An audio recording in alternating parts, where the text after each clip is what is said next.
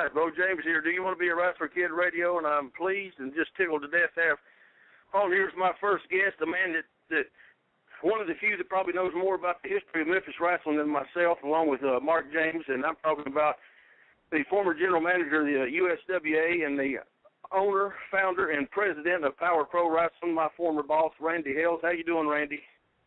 I am so fired up, and you did it to me. First of all, I want to say this is the first show, right?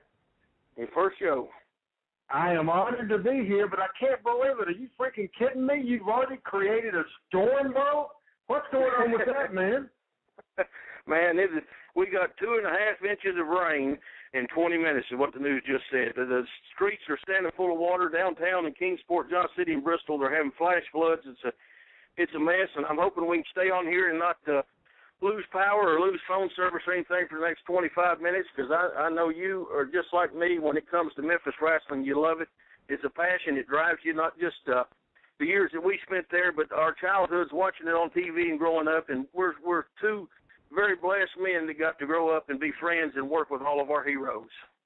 That's absolutely right, Beau. And first of all, I'm honored to be your first guest. And, man, I'm always fired up about Memphis wrestling, but you told me I would like that opening.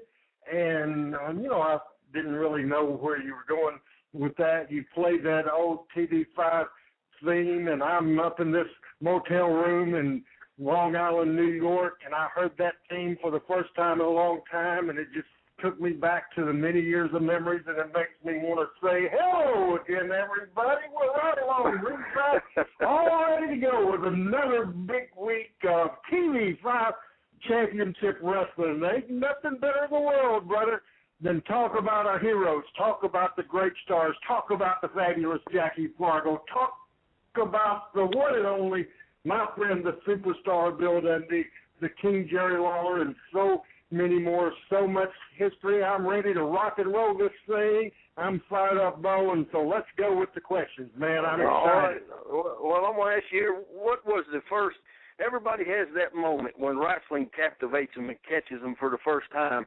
And I know mine, when we first started seeing Memphis TV up here in 1981, my first thing that caught my eye and just it captured me was Jerry Lawler riding to the ring on a white horse to wrestle Hulk Hogan. That was way before Hogan became Hulkamania and all that stuff. But, just Memphis wrestling, the way they could tell that story each and every week on a 90-minute program and cut it down to an hour and send it around all the towns. But what was that moment on television that caught you to where you said, I got to start paying attention to this? Well, your favorite moment was in 1981. That's when the Hogan-Lawler match was. Mine was 10 years before, in around 1971, Beau. Back then, before the big promotional war, I'm sure we'll get into eventually, in 1977, back in the day, wrestling was on WHBQ Channel 13, and I'm into themes now. You got me into themes earlier. Do you remember that thing? Now, I'm the worst singer in the world, and some of my friends, including the superstar, Bill Dundee, will be listening to this, and he's going to say, oh, God, are you freaking kidding me? But I'm fixing to sing you a song because you might not even know this.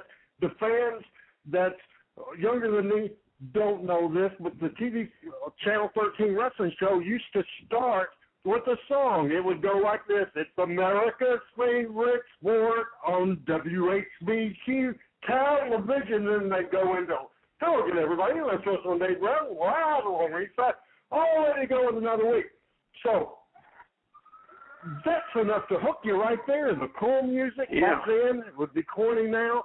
And then the studio, the very first deal that really captive for me. Jackie Fargo was the hero. He was the badass. He was the guy people loved to pay to see. He was the guy, and the villain, the bad guy, was big, ugly, mean Al Green. And Al was trying to trick Jackie into a hair versus hair match. He'd already lost his.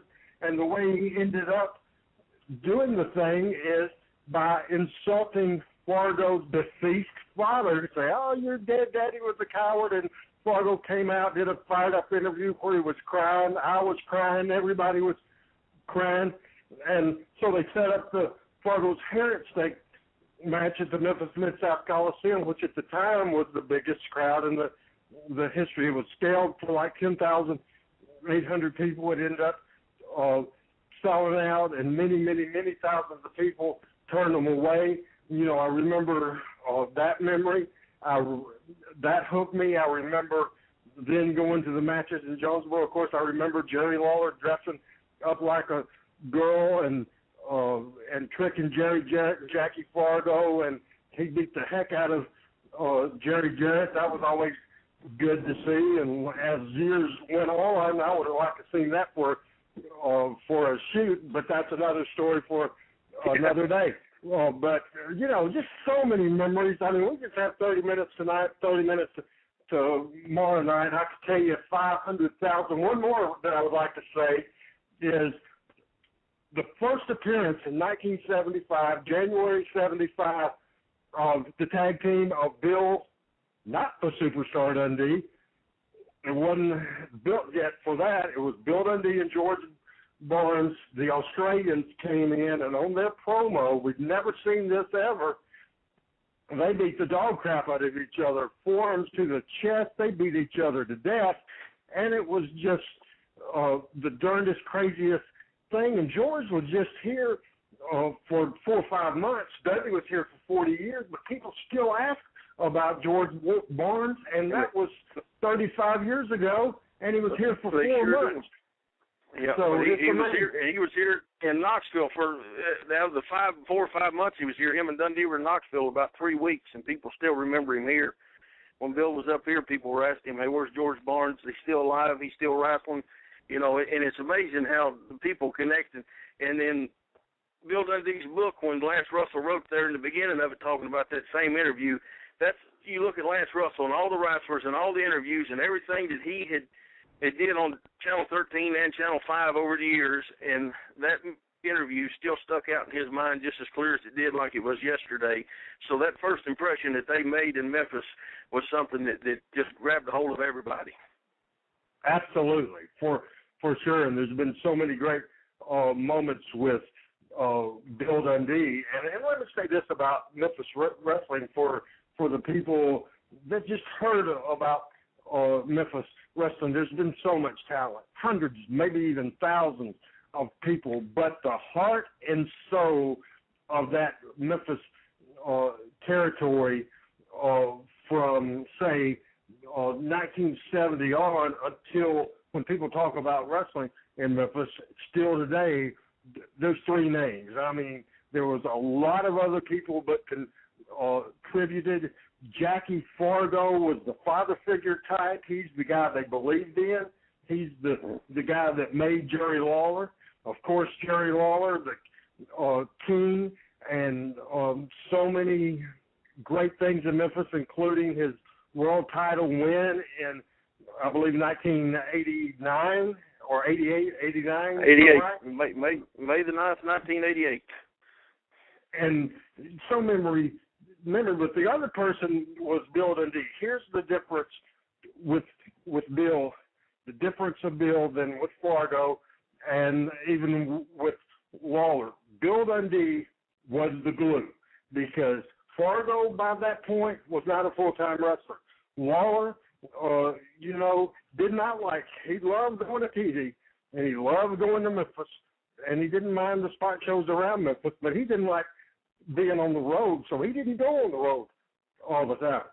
Bill Dundee was that glue that was in every town, every single night, watching every match, running the dressing room. He was the key office guy in every town, and a part of great memories, not just the greatest wrestling feud ever with Lawler, but so many other great memories too. And sometimes I think Bill didn't get his due, and of course, as far as the office thing back in the day, we would never acknowledge that. The people would not know that he was the boss, but he was, and he did a great job of that, and he followed that with a wonderful run at Bill Watts territory. But anytime I talk about Memphis Wrestling, I'm going to get that out on Bill Dundee, and I have for years when I've done these sort of things, because it's the sort of thing that's overlooked, because Bill's great, but sometimes I tell Bill, you need to promote yourself better. He was good at promoting the company, promoting the boys, creating these talent, getting himself over as a wrestler to draw money, but as far as sounding his own horn, he's not very good at that, so I'll be glad to do it. Bill Dundee is one of the greatest talents in the history of the wrestling business. So I'm wanted to get that across big time. I'm the same way. Look at all the people that he got over and created. Like the Midnight Express with Eaton and Condrey and Cornette, and the Rock and Roll Express when he took them to Louisiana, how they got over, and he got Magnum over in Louisiana, and all these guys that hit national TV when cable took off. They came out of Memphis or Mid-South because Dundee was pushing them and took them around to the territories with him. That's right. What else we got going on there, Beau? I'm sure you have 10 million questions for me today. I sure do.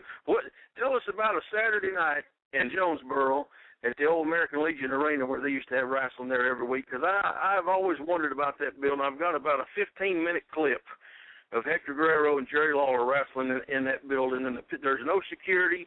The people are right up on Jimmy Hart. He's got to get up on the ring. The fans are spitting on him and throwing stuff at him, and, they could just reach right out and touch him. It looked like it was just pandemonium and mayhem there every Saturday night. Well, let me tell you that story because it's pretty interesting. I got pretty lucky because Memphis Wrestling came on TV out of Memphis on Channel 13 every week. And of course, as a kid, I was a 10-year-old kid. My parents were not going to take me to Memphis every Monday night. That just wasn't going to happen. So, I saw on the TVs that they had matches in Jonesboro every Saturday night. My parents weren't wrestling fans. So every once in a while, very rarely, they would take me to the matches. I think it was $3, maybe $3.25 seat for ringside back in about 71 and 72. But I got real lucky still. Even at that point, they $3 a week, back in those days was quite a bit of money. And so I wasn't able to do that every week, plus the fact they weren't going to let me go by myself. And so they had to go, and they had plans usually on Saturdays. So what happened was I had a friend a few streets down. Then we started playing together and playing ball and wrestling around and that sort of thing. And I found out that his dad was the chairman of the American Legion Wrestling Committee. He invited me to go to the wrestling. So I was probably 10 years old, and I started going with them, and it was free. I got in free. I was the guest, so I didn't have to pay. And so I went years and years and years, not missing a single week. And the atmosphere in that building, old wash tub ring light, and Tommy Rich used to be backdropped, and he would knock the lights out, and the fans. And there was two policemen. Maybe you didn't see it in that video, but there's two policemen. One of the guys' name was Leon Poley. The other guy's name, I just remember the first name, Dale. Two big, fat son of a guns. Big guys. No offense there, by the way, Beau. But two big, huge guys. And they were the security there. And they tried to keep things in line, but we had fans hitting the ring. We had one night, Lawler and Sam Bass and David Schultz was leaving the arena, and somebody threw something into Sam's windshield and broke the windshield out. It's just wrestling, the way it used to be and the way you like it. It was that smoke-filled building and just great memories. But I lucked out because of going with my friend Randy Wade. His dad, Charlie, was the wrestling committee chairman and was real close to Eddie Marlin. I started selling wrestlers' pictures and getting ring jackets and doing that sort of thing. Maybe earlier in the day, Eddie would come early, and he would take Charlie, my friend's dad, would get some coffee, and we'd go with him. So at the early age, I was being able to hang out with a wrestler and the promoter actually also, and so that was real cool. And as things went along, they came to the town every week, so they knew me and started talking to me, and then when I was 14, I was a freshman in high school. They had an old ring announcer. His name was Charles Jewell, and he was an old guy, but he was a member of the American Legion. He was a horrible ring announcer, but I figured he would be there to death. He ended up swindling the American Legion out of a ton of money and flew the coop. He went away with the money, and they needed an announcer that night. And at the time, I wanted to be a radio disc jockey. And so Eddie Marlin asked me, he said, Randy, you want to be a radio disc jockey, maybe one day take Lance Russell's place. There's a chance you want to ring announce. And at 14 years old, I started doing that. And then, started going to more of the towns to ring announce, started help promoting, and then started going to Memphis to help Lance Russell announce at the Coliseum, then going to Louisville and Evansville and Lexington and Nashville and all the towns, and riding with the Bill Dundees and the Jerry Jarretts and Tojo Yamamotos and the Eddie Marlins of the world. Never rode with Waller much. I was always close to Waller, but like I said, he didn't go on the road a whole lot. But anyway, I learned the business from a very early stage by being around and getting the great chance to ride around with these guys and listen to them talk and ask questions, and it just kind of, just natural for me, because thanks to all these guys' help, I got the business. I got it. I knew it was a business. I knew it, and so I owe them a debt of gratitude for helping me out and teaching a young punk kid from Jonesboro, Arkansas. They could have just not had anything to do with me, but they helped me and taught me the business. And now this young punk kid has done grown up, 51 years old, sitting right here in Long Island, New York, talking wrestling to Beau James. It's amazing how many of us got started the exact same way, from putting the rings up, selling programs, to getting jackets, to ring announcing, to, hey, you think you could referee, or do you think you could do this, or do you think you could do that, because we need it. It seems like that is the continuous story of everybody that started in wrestling before wrestling became what it is now. Now, when did you start going to all the other towns? When you started doing the interviews for the different towns? Well, probably after high school, and I got out of high school in 1980, and so pretty much right after that, I started going to the Coliseum. And already in high school, I was going to Blavel on Friday nights. They ran Blavel and Tupelo on Friday nights. I would go to Blavel. I would go to some of these spot shows, but then after school was out, I started going to the Coliseum, and I might do the first couple of matches to start off with, and then I would announce the time cues, 5 minutes past, 55 minutes remaining, and then announce the winner of the match while Lance was doing the commentary.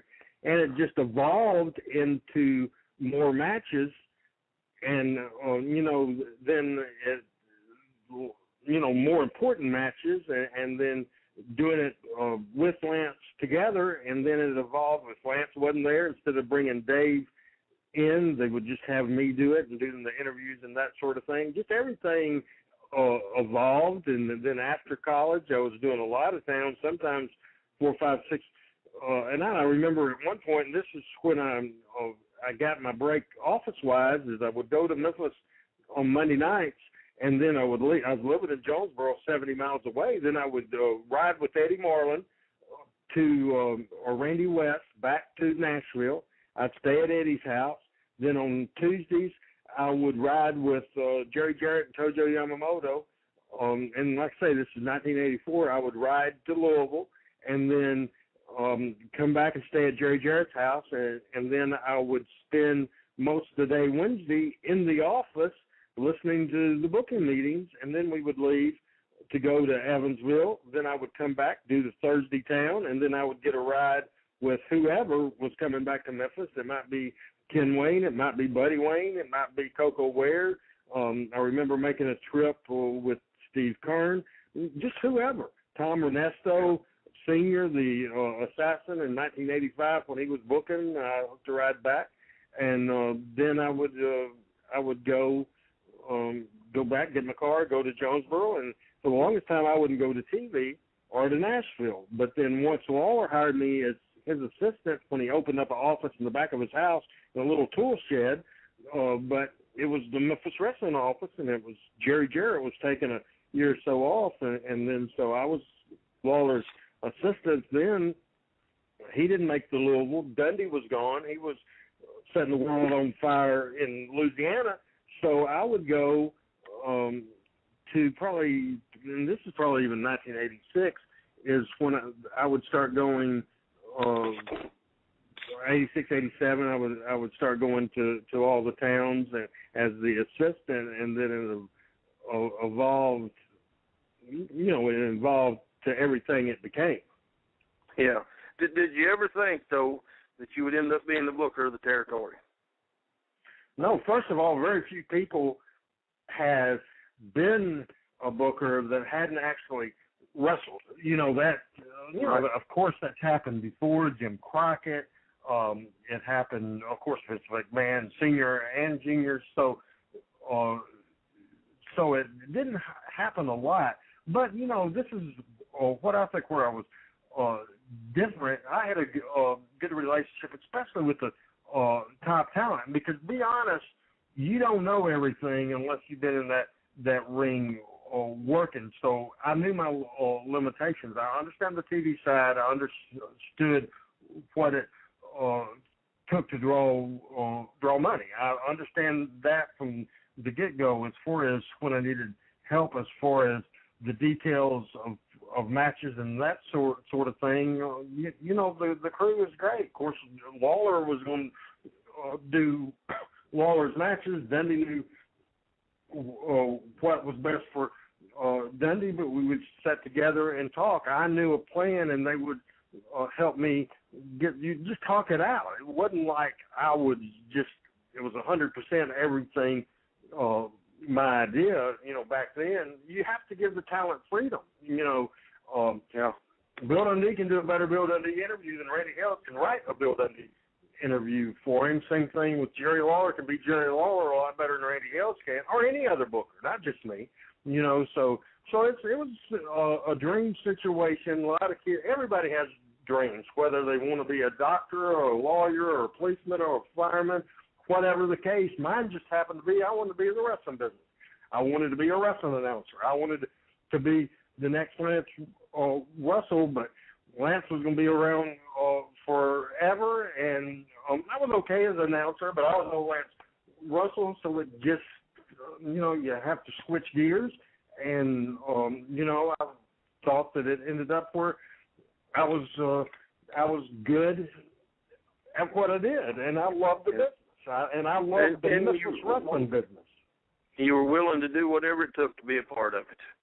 And that's Absolutely. the thing. Most of these guys don't understand that. They want to be the center of attention. They want to be the star. They want to be whatever. We just want to be a part of it. We don't care what we're doing. As long as we're a part of it, we're happy.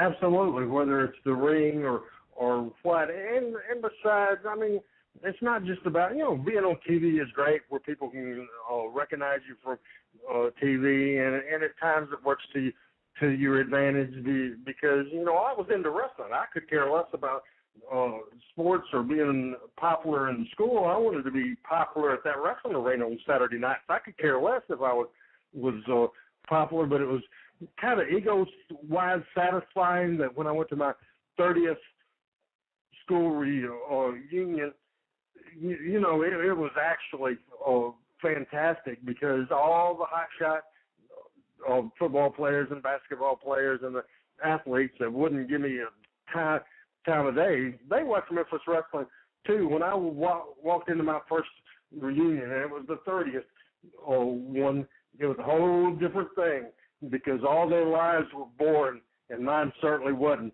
And I never watched them on television, and they certainly watch me on television, and that's real satisfying. But at the same time, the most satisfying thing out of the wrestling business is you develop friendships. Like I say, Bill Dundee is one of my closest friends, talk to all the time. Brandon Baxter, Beau known for years. Eddie Marvin, like a father figure to me. Jeff Jarrett, rode up and down the road with Frank Morrell for years. Lifelong friendships from the wrestling business, and I'm so grateful and so appreciative of that chance. That's it, and we're the only ones that understand each other. We all live the same lives, maybe different years, different eras, but we live the exact same life. Now we're down to about a minute here, Randy. Tomorrow we're going to talk about USWA and booking that. I want to talk about the Smoky Mountain feud and how you and your group of wrestlers that you put together breathe life back into Memphis that had been missing for a few years. Then I'm going to talk about Power Pro tomorrow. You know, I was there from day one. I was there the first year and saw how hard that you worked and Dundee worked and everybody else did trying to get that thing up and running again. And it's just, you know, Memphis wrestling it's its own thing. You can talk about all the other territories, but Tennessee wrestling sticks out as its own. It was its own monster, it was its own whatever you can come up with. And unless you lived it, watched it, grew up seeing it, you can't understand it or you never realize what it was. Looking forward to tomorrow talking about it. I'll be in Bay Shore, New York. It'll be in between shows that I'm doing for the circus, but about 6:30 I'll give you a call. And this was a blast. This was fun. It was old time, and I wish you continued success with this show. Thank you very much. I'm excited that you're doing this. Yeah, we'll be back tomorrow, talk about USWA, Power Pro, and I'm also going to ask you about the race with Frank Morrell tomorrow, Randy, so be ready. Close the show out the way Lance Russell closed the show out. Do you remember, or do I need to do it? Go right ahead. I'll let you do it. Enjoyed having you with us today for Beau James. This is Randy Hales saying bye-bye, everybody.